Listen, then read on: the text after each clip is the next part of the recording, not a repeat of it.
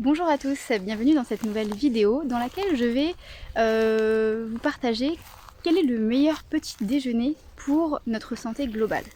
Alors on entend un petit peu de tout sur le sujet. Dans un sens il faut manger des céréales, dans un autre il faut manger surtout des produits laitiers, il faut manger des protéines animales, il faut manger du bon gras. Donc on a vraiment des courants un peu qui nous disent un peu tout et l'inverse parfois. On entend également qu'on peut sauter le petit déjeuner, que c'est pas un repas important, parfois que c'est le repas le plus important, qu'il faut surtout pas le sauter.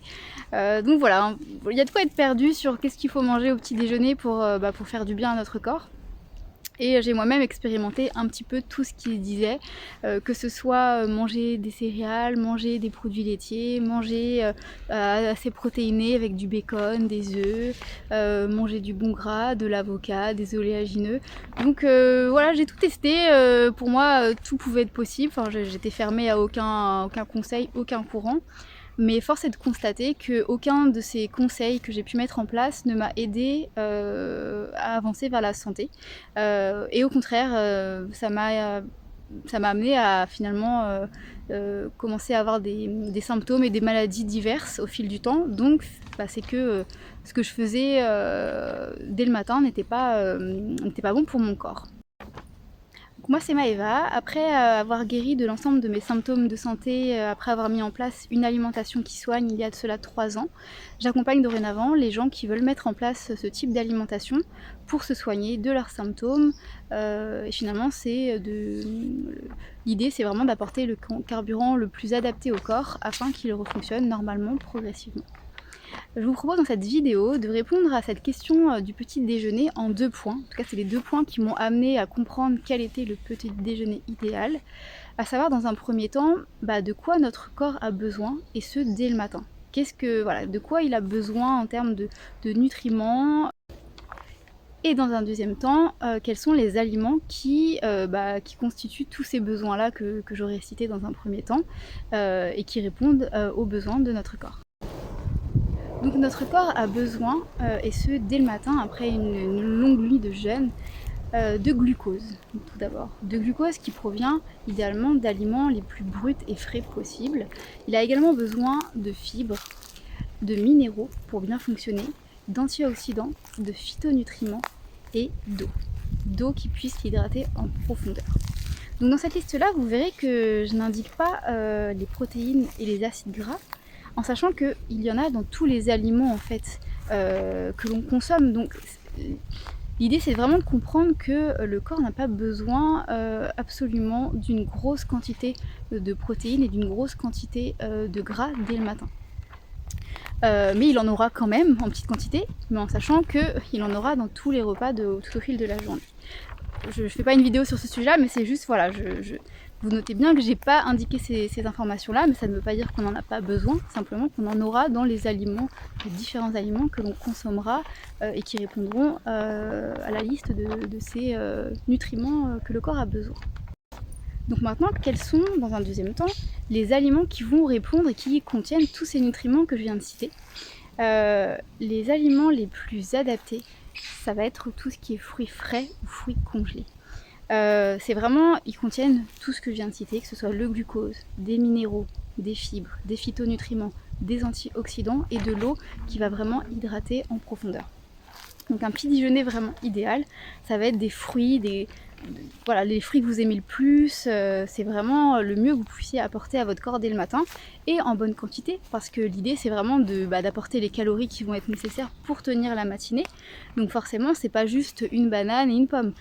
Là vous allez peut-être tenir 1 heure et encore, ça dépend des matinées que vous avez. Donc c'est vraiment important de manger en quantité. Et si vous n'êtes pas forcément à manger qu'un petit déjeuner de fruits, vous pouvez manger plus dense. Ça peut être du pain avec une confiture maison que vous faites par exemple. Ça peut être idéalement des flocons d'avoine en mode pancake avec de la banane et puis d'autres fruits que vous mettez dessus. Vous pouvez également faire des smoothies à base de bananes pour avoir une bonne texture avec plein d'autres fruits dedans, ce qui permet de manger plus facilement en quantité des fruits. Ça peut être des recettes à base de céréales, pareil avec, ça peut être confiture comme je disais, mais également ça peut être du miel aussi, qui est très bon, c'est un aliment vraiment très très intéressant. Ça peut être aussi des fruits séchés pour obtenir un peu plus de calories qu'avec des fruits frais. Ça peut être des figues, des dattes fraîches ou sèches. Donc voilà vraiment ce qui apporte à votre corps ce dont il a besoin sans le mettre en difficulté au niveau des organes, au niveau digestif, et qui va vous apporter les calories nécessaires si vous les consommez en quantité importante. Après, si vous n'êtes pas capable de manger beaucoup de ces aliments-là dès le réveil, c'est quoi de plus facile que d'emporter quelques bananes, quelques pommes, quelques fruits séchés avec vous, et puis dès que la faim se fait sentir, vers 10h30, 11h, et faire en gros votre petit déjeuner se fait en plusieurs petits repas au cours de la matinée. Après avoir découvert ça et puis testé des petits déjeuners à base de fruits, j'ai vraiment découvert la puissance de l'hydratation à travers les fruits et des petits déjeuners le matin à base de melons ou de pastèques, notamment l'été. C'est vraiment, ça change vraiment l'état dans lequel on est. On se sent, je pense que j'ai découvert ce que ça voulait dire être hydraté à partir du moment où j'ai incorporé en grande quantité ce type d'aliments et surtout de les débuter dès le matin. Donc voilà, si vous faites l'expérience et que vous adorez les melons, alors effectivement c'est pas prendre un petit bout de melon, hein. Les gros melons jaunes ou verts par exemple, la moitié un matin en petits cubes que je coupais, en mangeant doucement, je veux dire c'est un petit déjeuner qui n'est pas de trop en termes de calories, mais par contre en termes d'hydratation c'est vraiment c'est puissant. Vraiment je vous conseille de tester sur certaines matinées ce type de petit déjeuner. En général, ceux qui suivent ce conseil-là voient les bénéfices et ont envie de continuer ce type de petit déjeuner-là. En tout cas, ce qui est important de savoir, c'est plutôt un point d'attention, c'est d'éviter le matin de donner à votre corps des produits qui vont être riches en gras et en protéines animales. Donc ça va un peu à l'inverse des courants qu'on peut entendre aujourd'hui. Pour être rassasié, il faut des protéines animales, il faut du gras. Oui, on est rassasié parce qu'en fait on achève un petit peu dès le matin notre foie en lui apportant tout ce gras là.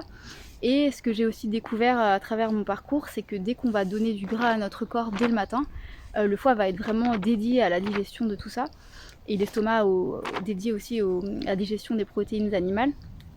Finalement, c'est que notre foie ne peut plus détoxifier ce qu'il a détoxifié, tout ce qu'il a pu essayer de faire sortir dans la nuit. En fait, la détoxification naturelle du corps va se stopper.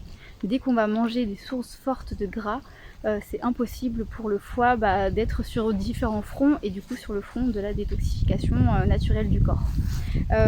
Donc voilà, donc c'est vraiment important d'éviter... En tout cas, moi, c'est ce qui m'a permis d'avancer vers la guérison. Et tant que je maintenais des œufs, de la viande le matin ou du fromage, malheureusement, ça m'a plutôt enfoncé qu'aidé. Donc voilà, j'espère que ce partage dans cette vidéo pourra également vous aider à mettre en place une routine petit déjeuner qui vous aidera à avancer, malgré tous les courants et conseils différents qu'on peut entendre sur le sujet.